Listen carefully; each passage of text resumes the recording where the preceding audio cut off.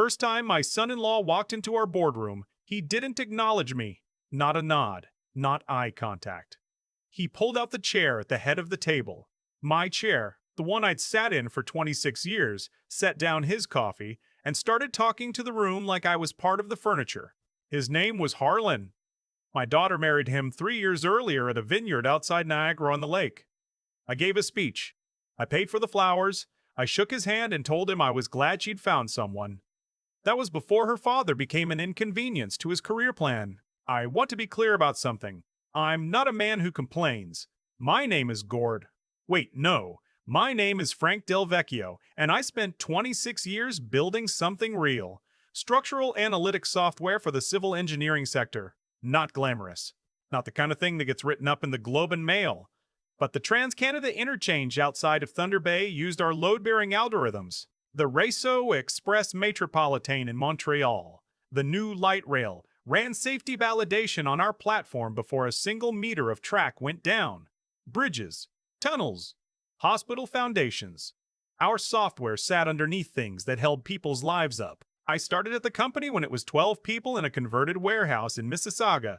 My boss at the time, a man named Arthur Pembroke, had the original idea. He was brilliant and completely unable to sit still long enough to build anything. So I built it. I wrote the core simulation engine. I recruited the first engineering team. I negotiated our first provincial contract when I was 34 years old, and so nervous I stopped to be sick in a Tim Hortons bathroom on the way to the meeting. Arthur and I had an agreement. Not a handshake, a contract. Because Arthur, whatever his flaws, was honest about one thing. He said to me the night we signed, "Frank, if this ever goes sideways and you get pushed out, I want you to be protected."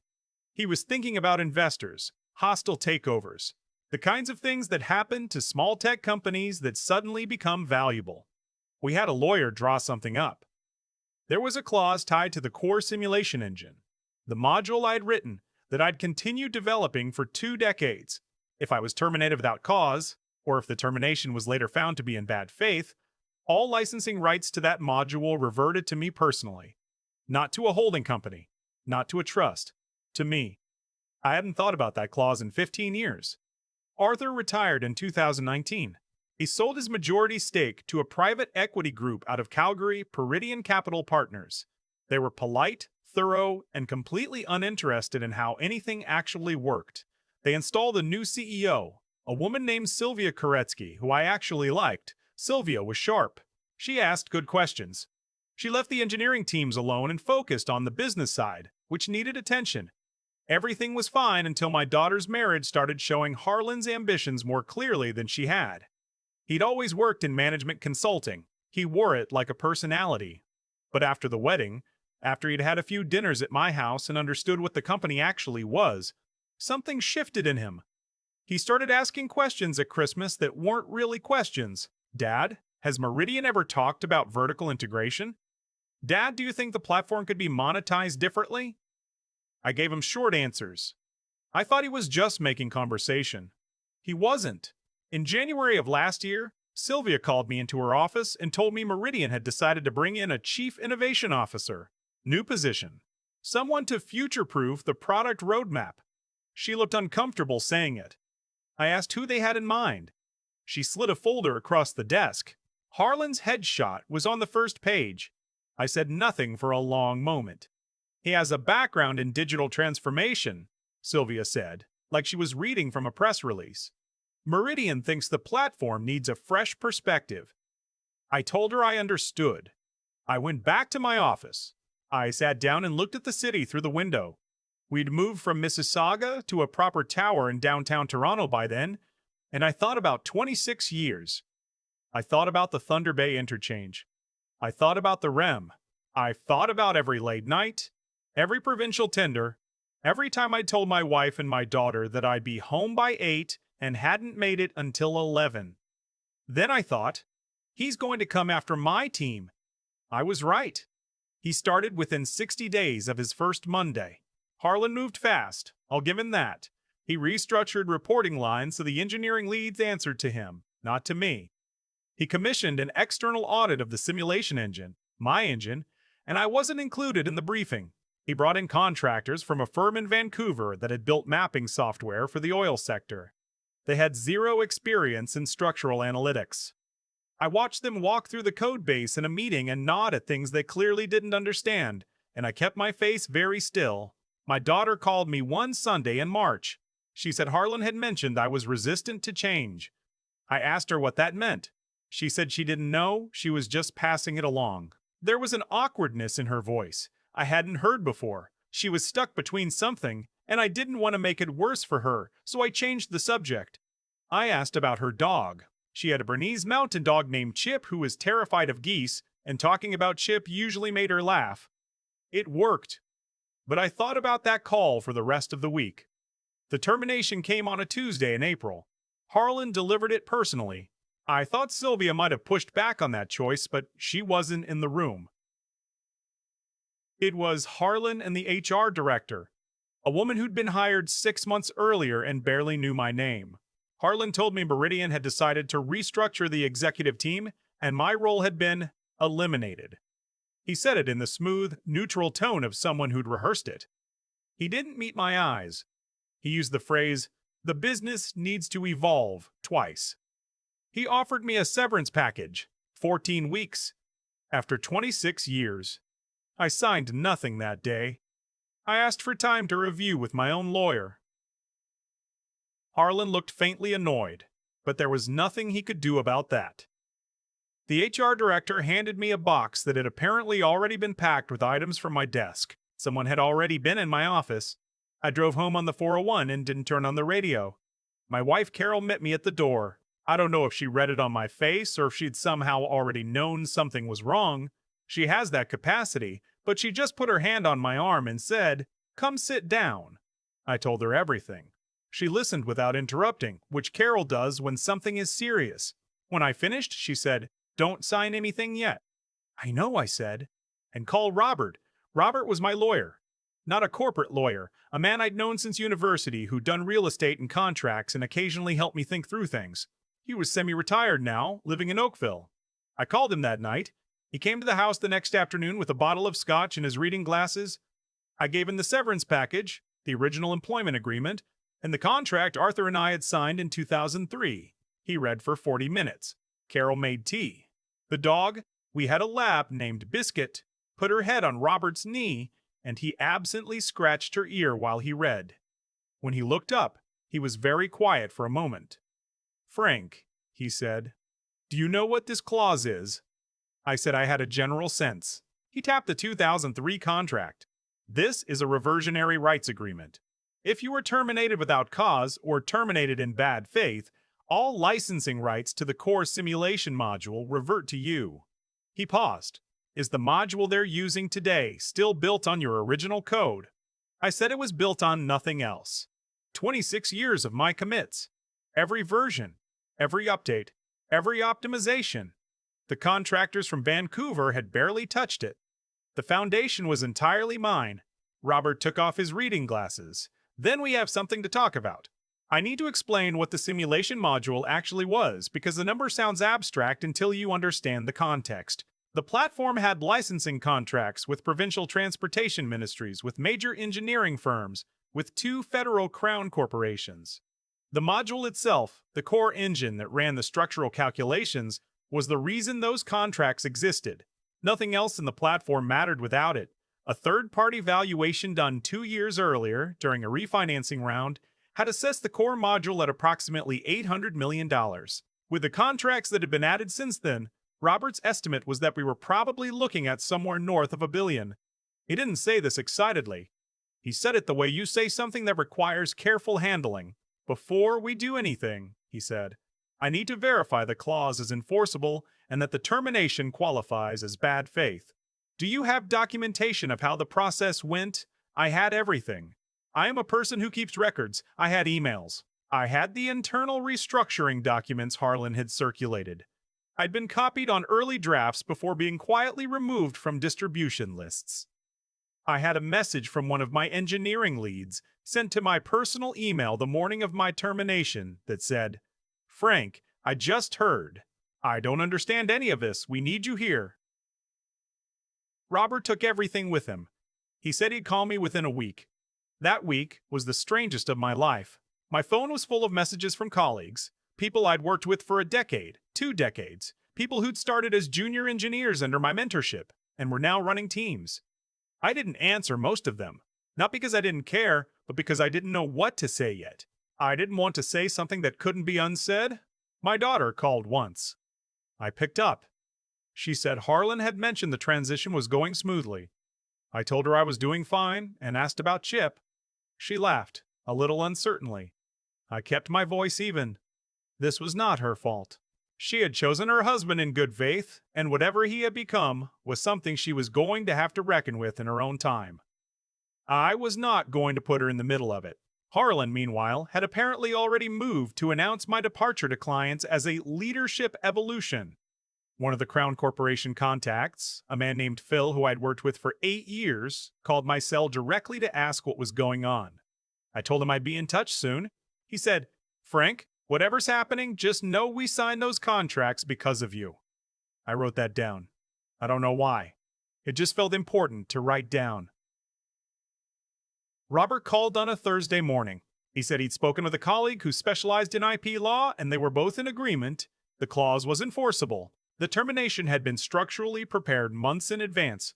The external audit, the contractor introductions, the reporting line changes, which was consistent with a pattern of constructive dismissal and bad faith termination. Under Ontario employment law and the terms of the original contract, I had a very strong claim. "What does very strong mean?" I asked. "It means," Robert said carefully, "that if Meridian is advised properly, they will want to settle before this gets anywhere near a courtroom." He recommended I send a formal letter of intent, not aggressive, precise, outlining the clause, the basis for the bad faith determination, and the reversion of rights. He said I should be prepared for one of two reactions. Either Meridian's legal team would go quiet for 2 weeks and then come back wanting to talk, or they would initially push back and then go quiet and come back wanting to talk. Either way, he said, they're going to want to talk. The letter went out on a Friday afternoon. By Monday morning, I had 217 missed calls. I'm not exaggerating for effect. I turned my phone on at 7 a.m. and stood in my kitchen in my housecoat counting the notifications. Carol looked over my shoulder and said quietly, "Oh my."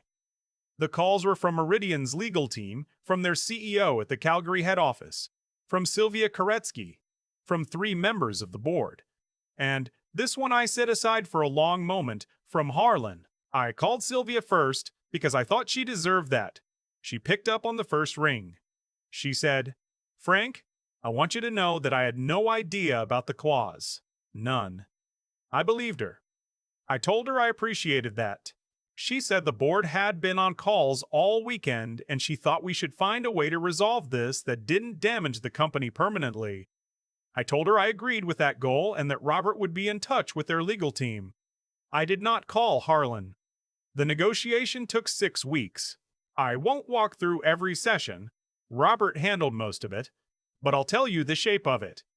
Meridian's initial position was that the clause was outdated and the module had been sufficiently modified by third parties to break the chain of original authorship. Their IP expert said this in a conference call with considerable confidence.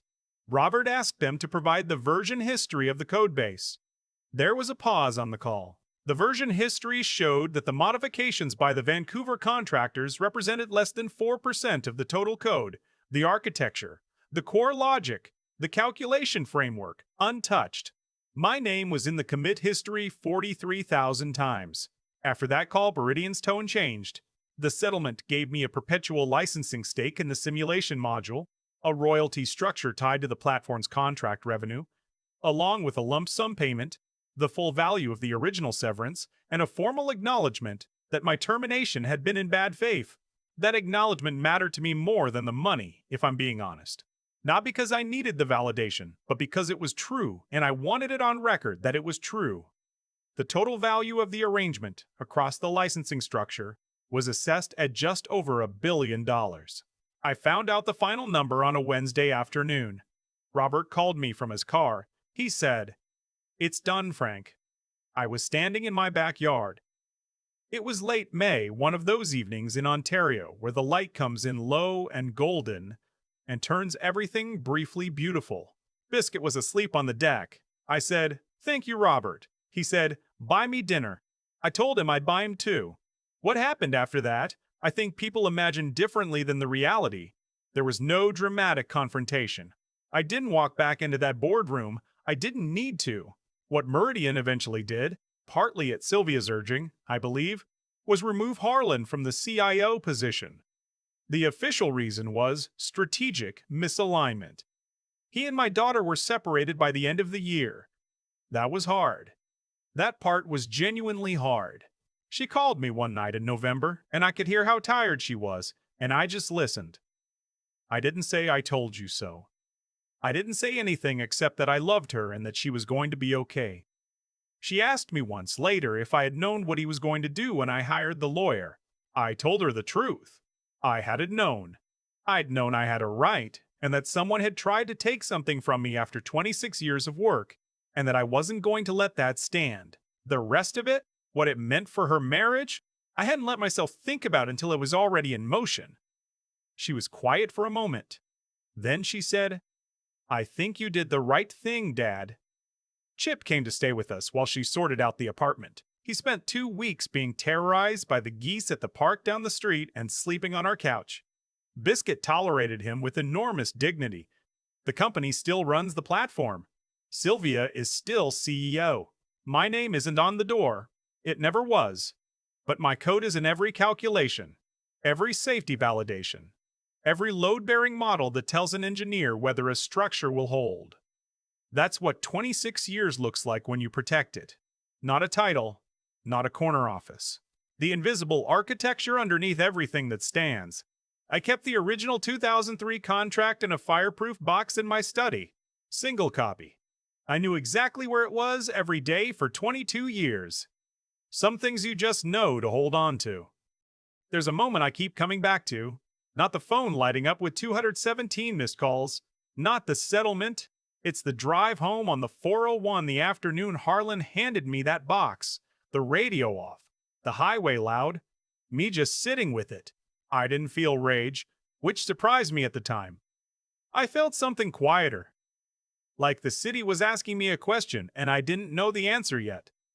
What I've come to understand, not quickly, and not without some difficult nights, is that what happened to me was a consequence of choices. Not just Harlan's choices, mine too. For 26 years, I built something extraordinary, and I trusted that the work would speak for itself. I trusted that loyalty ran both directions. I didn't protect what I'd made with the same care that I'd made it. That's on me. The world doesn't reward effort automatically.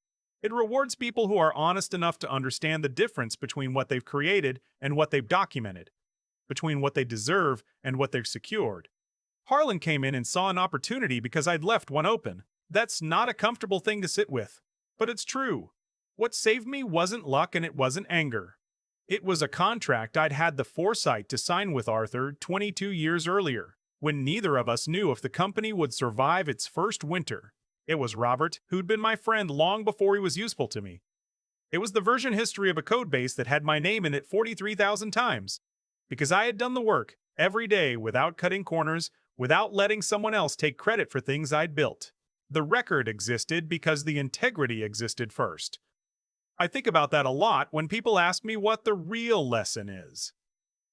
It's not, protect your IP, though you absolutely should. It's that the things you build with genuine care leave a trail. Not a trail you manufacture for appearances. A trail that forms naturally when you do things right over a long period of time. 43,000 commits, 26 years of showing up. That wasn't strategy. That was just how I worked. And when I needed it, it was all there. The other thing I'd say, and this is harder, is that intelligence without steadiness is just cleverness. Harlan was clever. He moved fast, restructured quickly, spoke the right language in the right rooms. But he hadn't built anything. He didn't have the patience for it. And when the version history came out on that conference call, all the cleverness in the world couldn't change what the record said. Patience is underrated. So is knowing when to be quiet. My daughter is doing well now. Chip still hates geese. Biscuit is slowing down but still happy. Robert got his 2 dinners, and I owe him a third. The platform is still running. Somewhere tonight, an engineer is running a load simulation on a bridge or a tunnel or a hospital foundation, and the math underneath it is mine. Nobody knows my name. The structure holds anyway. That's enough. That has always been enough.